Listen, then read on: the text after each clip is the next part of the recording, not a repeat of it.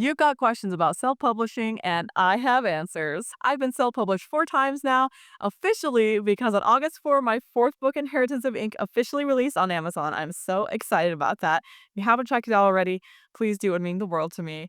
But anyway, today we are answering your questions about self-publishing, and as well as reaching out to you guys on YouTube, I also reached out to my Instagram following, same Rights of Grace on Instagram. That's me everywhere.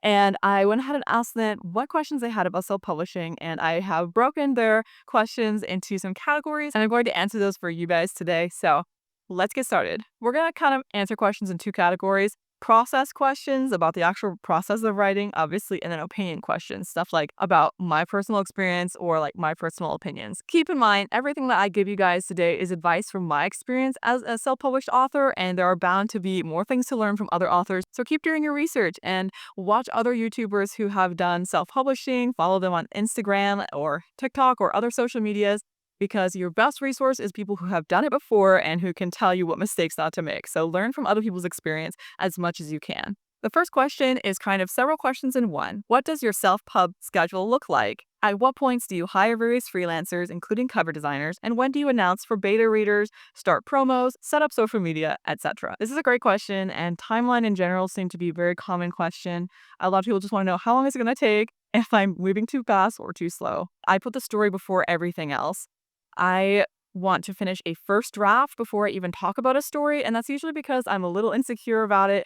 I don't always trust myself to follow through with new ideas I have, and if I make sure that there's a first draft before I start talking about it, I can avoid the embarrassment of potentially hyping up a story I never end up finishing. But I'm an established author, and if you are a debut author, this advice is different. If you're just starting out, you're writing your first book, you should already be talking about it on social media. The time to start an account was yesterday. That was the best time, but today is the second best time, and you want to get on top of it as soon as possible. You need to start building that community early on so that your story has an audience ready and excited about it when you're finally ready to publish. You cannot start soon enough, and I can't emphasize how important this has been to my author journey and how much of a difference it will make to yours. As far as when to bring in beta readers, you can see my video all about beta readers and my whole process for it, but I like to do a couple passes of my first draft to make sure it's about what I want my readers to see, and then I go ahead and give it to beta readers. And if you've been building that audience on social media, you'll have plenty of people eager to read your story. For Inheritance of Ink, all of my beta readers were people I met through social media. Freelancers, similar thing. I don't hire them till I finish the first draft. Cover art, illustrations, more interior stuff like that. All of that waits till the first draft is done. And I usually try to have my illustrator start working on it as early as she can, so that part of the story can move forward, because for me, a big part of the process is illustrations. It's important to me to have illustrations in my stories. That's something I care about. And so I allow for that in my timeline. But it is something to keep in mind that it's not something every single person will need. So your timeline can be shorter or longer depending on what freelancers you're planning to hire. As far as stuff like formatting, that's the last thing I do. The story is completely polished. It's everything I want it to be. And then I send it to my illustrator who formats it for me. This is because I don't have direct access to formatting, since it's like something that I put out to another person. So if there are changes that need to be made, it'll be really tricky to do if I can't do it myself. I'll have to like message a whole list of typos to fix. I try to avoid that. So instead, my illustrator takes the very final version of the story and then does the formatting and typesetting. That's a great segue into the second question. How do you format the interior? And I actually reached out to my illustrator to answer this question because I don't format my books. My illustrator does. Her name is Jess Cantrell, and she has illustrated and formatted all of my books since I've been writing. She uses InDesign, but she also recommends Affinity Publisher as a cheaper and similar program that doesn't require a subscription. And of course, Adobe is the industry standard, but it's also expensive. It comes with like a ton of features, but there's a learning curve and it's pricey. So those are some things to keep in mind if you're planning to format on your own. All right, the next question is how to do ARCs, advanced reader copies. Like, how do you actually get them into your readers' hands? I have two answers to this. First of all, as an author, I have never done an ARC. I might do it for my future books, but I haven't done it before. That being said, I have been an ARC reader for several other authors. I receive an EPUB file of the book. It's fully formatted for ebook, and it's an EPUB file. And then that comes to me in my email. You go to Amazon, and just there's like an add to Kindle page on Amazon. You just drop that file in and it will transfer to your Kindle app. That's how I have read all of my ARCs. It's free, it's easy, and it works great for most people doing an ARC read. But this is not the only way to do an ARC. And I would just say, like always, watch other creators who are also authors and see what they have to say about our creators. That being said, I have a couple words of caution if you choose to do ARCs. Please be sure that if you are sending advanced copies of your story to readers, that you have them sign a document stating that they will not share it or copy it or reproduce it or even talk about it until they have your permission, because this is very important. You need to protect your property legally, and any kind of written contract that they agree to counts legally. So that's important. You'll also want to inform them of their legal responsibility to disclose the fact that the book was given to them for free in exchange for a review. They need to state this in their review that they got an ARC copy, and then they also need to state that their opinions are their own and that they were not paid for a good review. That's what I'd recommend if you're planning on doing advanced reader copies for your story. All right, next question is, what's the best place to connect with / find designers for character art and cover design? And where do I find good editors, formatters, proofreaders, and beta readers? You know what I'm going to say on this one. I think social media is going to be your best friend here. And when I say that you want to join social media, I don't just mean that you should make a writer account and then post to it occasionally. I mean that you need to ingrain yourself in the self-published community. Find writers who are writing stories like you or who have similar visions and goals and get invested in them. That means interacting with their posts, replying to their stories on Instagram. I set about 30 minutes a day aside and I check through my followers and reply to their posts. I like them, I reply to stories, and I spend this very intentional time to specifically invest into the community on Instagram, because being part of a social media community means being social, and you can only benefit from growing your scope. This is how you will find your team: editors, formatters, designers, illustrators. They are all on social media. That's where they're putting out their portfolios. If it weren't for the fact that I already have an illustrator who I've worked with for years, who, by the way, I also found on Instagram, there are already a bunch of illustrators I can think of off the top of my head who I've met on Instagram that I would consider commissioning.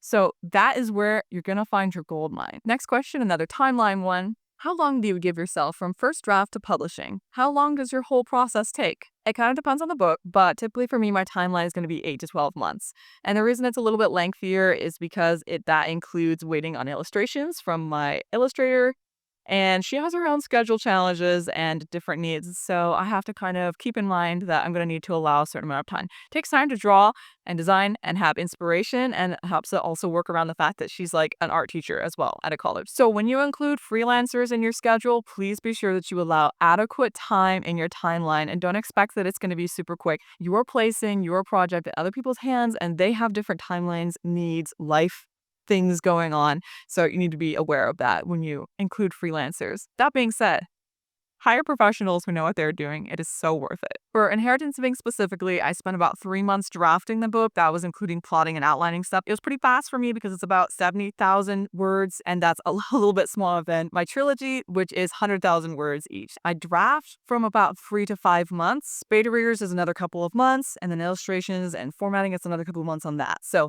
8 to 12 months is about how long it typically takes me from idea to publication. Next question is, how many steps are there to self-publish? There are 6 steps, technically, meaning 6 videos in my self-publish from scratch series. So check that out if you haven't already. That is going to give you a great idea of exactly what's involved in self-publishing. Next question is it expensive to begin? How do you know where to start? It was expensive for me, and you can see the video with the exact cost breakdown. Whichever side it shows up on, because that is going to give you an exact idea. It was in the $1,000 range, and that's about how much I have spent on my other books as well. Like I've said in the past, it's a hobby, it's a passion project, but it is not my employment. This is not where I primarily get my money from. And if you're looking to self-publish much less expensively, there are 100% ways to do that. And when you'll see my cost breakdown, you'll see there are plenty of things that I got you don't have to get. They're not essential. So as far as like self-publishing on the cheap with like limited resources, it can just be a few $100s or even a little bit less. But I would say still want to try and get professionals on board when you can afford it, or really take the time to learn the skills you need to format and design professionally. And where to start? I think you know what I'm going to say. Check out the first video in the Self-Published from Scratch series. How do you find a good publishing company? I'm assuming this is a reference to print on demand, since I don't know much about publishing houses as a self-published author. But as far as print on demand companies, what worked for me is just Amazon, because it seemed like the most accessible for what I was trying to do. I did a little bit of research before I started, but honestly, so much of what I learned as a self-published author was trial and error and making a lot of mistakes. I didn't do a ton of research because I felt so overwhelmed by all of the new things I had to learn that I didn't want to research more and learn more that would overwhelm me. So anyway, that's part of why I wanted to do this series, because I was overwhelmed when I started out. So as far as what companies to use, I did post a video, by this point I think it's last week, about KDP, which is Amazon's printing service, and the pros and cons and like things that I found I like about it, things that you want to keep in mind about it. And then I also linked a video in there comparing different print-on-demand services. So your best friend here is going to be watching YouTube videos, especially look for people who are just comparing the different services, because what's great for me might not be great for you if you have different goals. So it's really important that you just see like, what does everyone offer? And then what do I want slash need?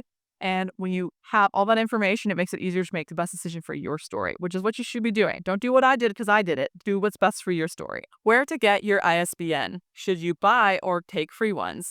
I'm sorry to keep plugging my series, but I genuinely have answered lots of these questions there. And as far as ISBNs go, the short answer is no, do not take the free ones. Please buy your own. And I got mine from Bowker.com. I paid $295 for a 10-pack. But yes, I did make a video talking about ISBNs, and you'll find that linked, of course, as well. Is it easy to sell books directly from your website, and how does that work? Here's how I do it. Squarespace is my hosting platform, and they're also the one who hosts my domain. I pay $20 a month for Squarespace, and then there's like 20 something per year for the domain itself. And that's rightsofgrace.com. And that is where I put all my stuff. It's my landing page for everything. You can find out about all my books. I have a blog there that has more stuff about my writing, behind the scenes and stuff like that. And then just there's an illustrations page, gallery, where you can look at all the illustrations from my stories. So basically, that's my main landing page. Connected to my main author website is the shop, which is hosted by Square. You know, the little like white plugins people have on their phones when you go to like a farmer's market and they swipe your cards on that. That's Square. It's that company. They also host online shops. And so they have a free one. That's what I use. I use the free Square shop, and I set up my online store through them. So it's not as custom of a domain. It's writesatgrace.square.site, which is like a little bit less fancy sounding, but genuinely it's linked to my main site, which was a domain I pay for, and I still think it goes across fine if you go to a separate website. So that's what I've done for mine, and I sell through Square. They have a lot of great features. I would definitely recommend Square for online stores. Squarespace has an integrated feature that you can use to have an online shop, but it's like $20 more a month, and I didn't want to pay $40 a month. So Square as a free option has been great for me. And I'm so sorry their names are so similar. It's very confusing, but Squarespace, my author website, and Square is my shop. I order copies from Amazon. Author copies just cost me what the printing cost is, so that is between $5 and $13 per book, depending on which book it is. My 2 last books in the trilogy have full color illustrations, so those are pricier to print. Basically, I order those a few at a time, and like I said, I keep 3 to 5 sets stocked, and then those are just available on the website. Whenever I sell some, I package them up myself. I put in my fancy like extra flyer stuff, and I send it off. I really enjoy being able to package and ship my books directly to readers. It's one of the cool things about self-publishing. And I ship my books media mail, which is through USPS, and that is as cheap as $4 to $6 per book. It hasn't necessarily been easy to set up. I put a lot of effort into it. It's taken a lot of time to learn these different platforms, but the maintenance itself is very easy. And once you learn how to use Square and Squarespace, it can be such a great resource as a professional. Moving on from process questions, we're now going to tackle the opinion questions. Hopefully, whatever I've addressed so far has been helpful for you. What is the number one thing people should know before thinking about self-publishing? I think the number one thing to know is that you're going to have to become a jack of all trades, and that if you plan to self-publish, that means you're also going to self-promote, self-market, self-format, self-edit. And this is such a process to learn. It's worth it. And I am planning on making a video about the unexpected benefits and things that I've learned through marketing my books, like skills I've developed that are actually really helpful in other areas of my life that I never thought I would be developing. What are the cons to self-publishing? I made a whole video about this as well, so you can watch that one if you would like to. It's expensive. It's a ton of work. And you have to push through a lot of self-doubts, which is not so much a con as it is a warning. And the next question is, what is one of the weirdest things that you have had to overcome as a self-published author? And that would be my grandma-like knowledge of social media. I've been off of social media personally since like, I don't know, like 2 or 3 elections ago. And I had to completely relearn how to use Instagram when I got back on to start marketing about a year and a half ago. That was very challenging for me. My first posts are really cringy looking, but since then, I have learned so much about the platform from wonderful creators on there, including some that I follow who specifically teach Instagram and book marketing on social media tips. And honestly, that has been really rewarding, even though it's been very odd. I'm really proud of how far I've come with my graphic design and my social media presence and my grasp on social media. And now branching out to YouTube, which I never thought I would be doing. So I don't know. All I have to say is whatever weird hurdles you face, you might end up being really proud of yourself for how you handle them. Next question is, why did you choose to self-publish? Gift of the Tiding Bearer was the very first book that I ever wrote, and this version is not even the version that I initially had. This is a redesigned cover, it's a revised interior, totally rewrote the book. But when I first finished the book back in 2020, and I was finishing up nursing school at the same time, and so much was going on, I just wanted to be able to hold this book and have that achievement. So I self-published because then I could print on demand and have the book in my hands.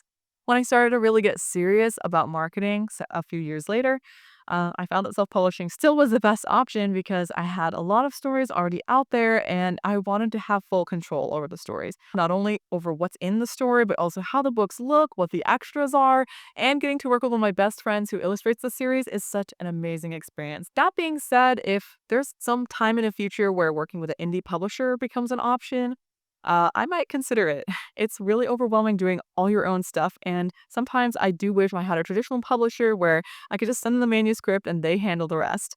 But ultimately, there is no perfect solution. There's no option where you write a book and never have to talk about it in order to get sales. If you're serious about writing, keep in mind that it will take up lots more of your time than just the drafting process alone, even if you're traditionally published. The next question I really like, and it is, what do you love about self-publishing? There's a lot of negatives that I've talked about with you guys because I want to be honest and I want you to know what you're getting into.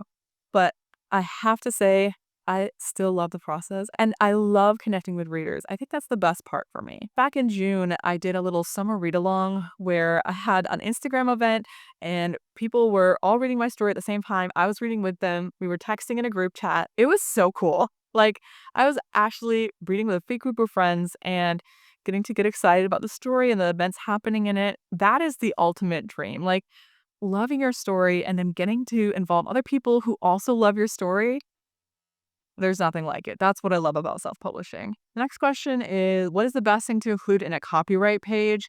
And besides the obvious normal stuff that you want to include in a copyright page, like don't reproduce this work, um, this time around for Inheritance Bank, I included something very 2025. No AI training without any way limiting the author's exclusive right under copyright. Any use of this publication, including its illustration to train artificial intelligence technologies, is expressly prohibited.